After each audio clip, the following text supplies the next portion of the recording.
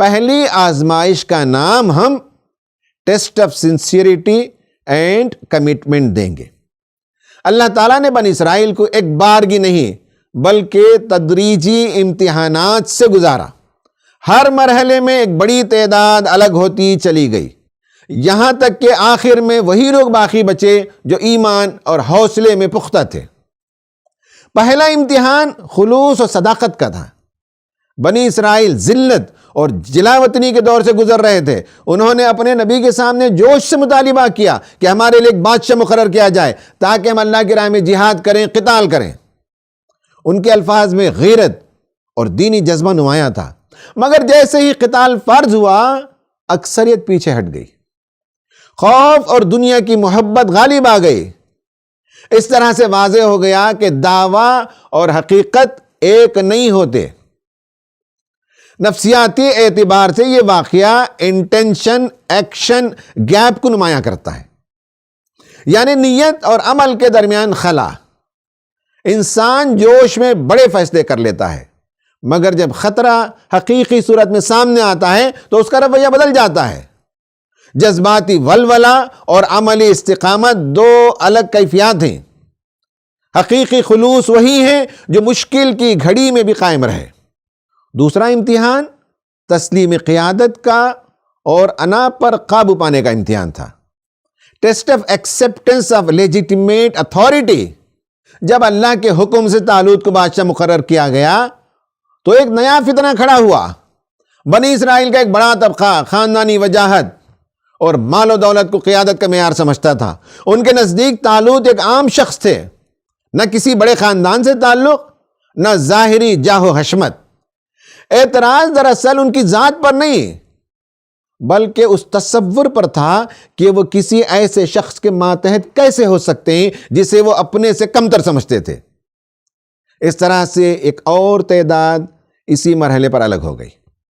یہ آزمائش ہمیں سکھاتی ہے کہ اطاعت صرف اللہ کے حکم کو ماننے کا نام نہیں بلکہ اللہ کے قائم کردہ نظم اور قیادت کو قبول کرنے کا بھی تقاضا کرتی ہے۔ نفسیاتی اعتبار سے یہ کیفیت ایگو ریزسٹنس یا ایگو تھریٹ کہلاتی ہے۔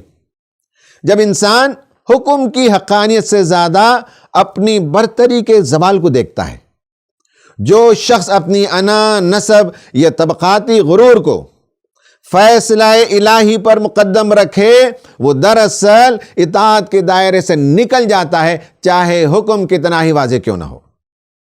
ناظرین، اب تیسرا امتحان دیکھیے۔ وہ ضبط نفس اور نظم و ضبط کا امتحان تھا، یعنی test of self control and behavioural discipline. اب جو لوگ باقی رہ گئے تھے وہ طالوت کے ساتھ روانہ ہوئے۔ راستے میں ایک نہر آئی، حکم دیا گیا کہ سیر ہو کر پانی نہیں پینا، صرف ایک چلو کی اجازت ہے۔ بظاہر یہ ایک معمولی ہدایت تھی، مگر در حقیقت نفس کی بڑی آزمائش۔ پیاس، تھکن اور موقع سب موجود تھے، مگر اطاعت کا تقاضا تھا کہ خواہش کو حکم کے تابع رکھا جائے۔ اکثریت یہاں بھی ناکام ہو گئی اور اپنی خواہش کو ترجیح دی۔ یہ مرحلہ بتاتا ہے کہ اطاعت صرف بڑے احکامات میں نہیں، چھوٹے فیصلوں میں بھی ظاہر ہوتی ہے۔ جو شخص معمولی موقع پر نفس پر قابو نہ رکھ سکے، وہ بڑے میدان میں کیسے ثابت قدم رہے گا؟ نفسیاتی اعتبار سے یہ ایک امپلس کنٹرول یا ڈیلیڈ گریٹیفیکیشن ٹیسٹ تھا۔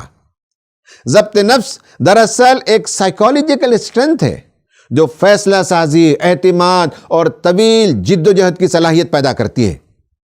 جو لوگ پانی پر قابو نہ رکھ سکے وہ اپنے ہی نفس سے ہار گئے، اور قرآن کا اصول یہی ہے کہ بڑے معرکے اکثر چھوٹی نافرمانیوں میں پہلے ہی ہارے جا چکے ہوتے ہیں۔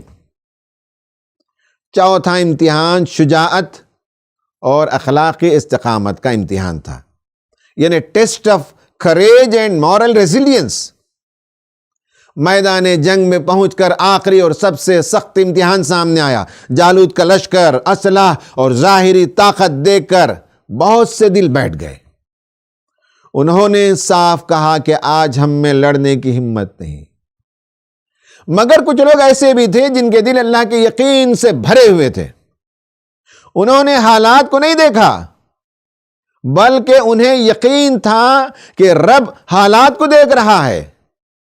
ان کے لبوں پر خوف نہیں، بلکہ یہ یقین تھا کہ کتنی ہی بار تھوڑی سی جماعت اللہ کے حکم سے بڑی جماعت پر غالب آ چکی ہے۔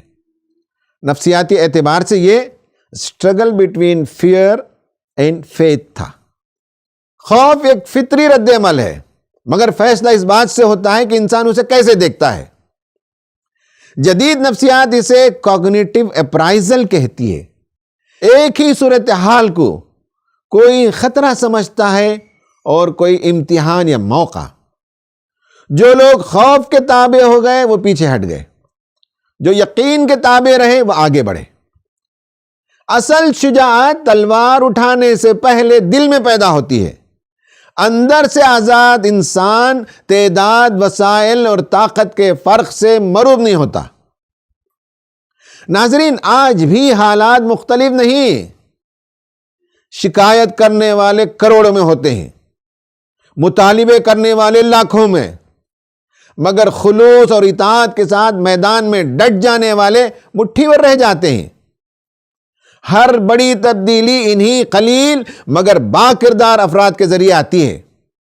قرآن کا اصول واضح ہے، اللہ کے نزدیک تعداد نہیں، معیار اہم ہے۔ جو انسان اطاعت کے مراحل سے گزر کر نفس، انا اور خوف سے آزاد ہو جائے، وہی تاریخ کا رخ موڑنے کے قابل بنتا ہے۔ یہی قرآن کا مطلوب انسان ہے، اور یہی اس جز کا مرکزی پیغام بھی۔